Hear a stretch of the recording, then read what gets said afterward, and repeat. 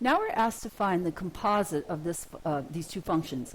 Find the tangent of the cosecant inverse of the number 2 over 3. Okay, step 1.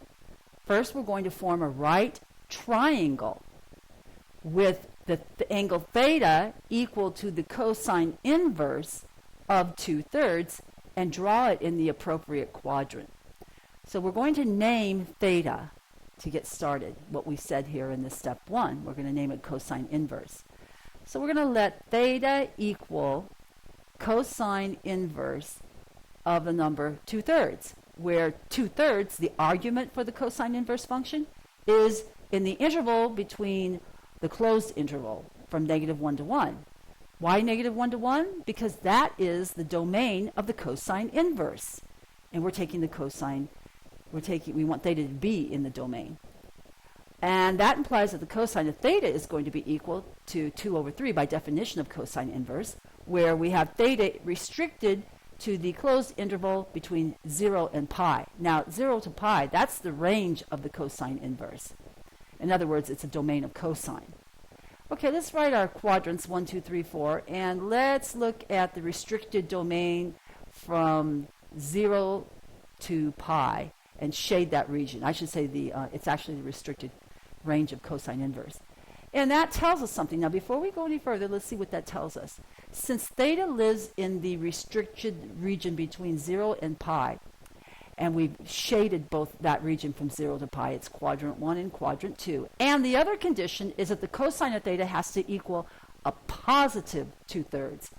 Well, where in between quadrant 1 and 2 that's shaded in that region, which one of those quadrants has a positive cosine? Only one of them does. And it's the first quadrant, because all students take calculus between 0 and pi. The only one between quadrant 1 and quadrant 2 that has a positive cosine is going to be the first quadrant. So we're in quadrant 1. We know that now. We're in quadrant 1. So let's draw this right triangle. Theta is here, and we have 2 for this leg and 3 for the hypotenuse, and then we don't know what the other leg is. Now, how did we know? How did we know that 2 was a leg and 3 was a hypotenuse?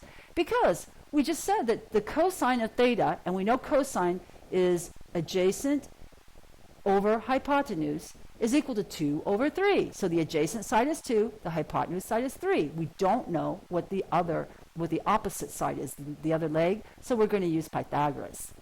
Pythagoras says hypotenuse squared equals leg squared plus leg squared, so solve for the question mark, the missing leg.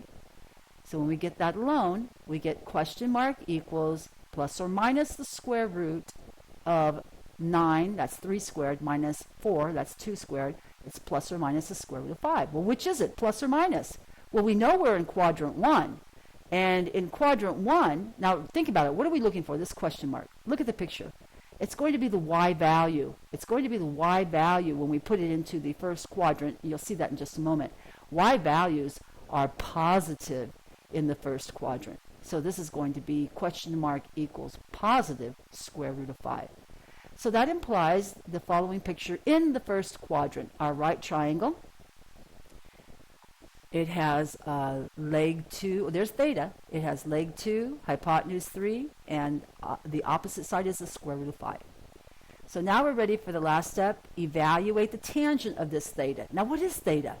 Theta is the cosine inverse of 2/3. We said that in step 1. So we're looking for the tangent of the cosine inverse of 2/3.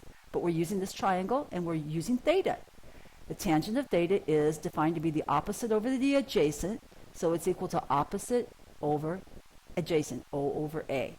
So look at the picture. The tangent of the cosine inverse of 2/3 is the same as the tangent of theta, because theta is the cosine inverse of 2/3. And look at the picture. Tell me what it is. Tangent is opposite over adjacent. Opposite is the square root of 5 over adjacent is the 2. And we're finished.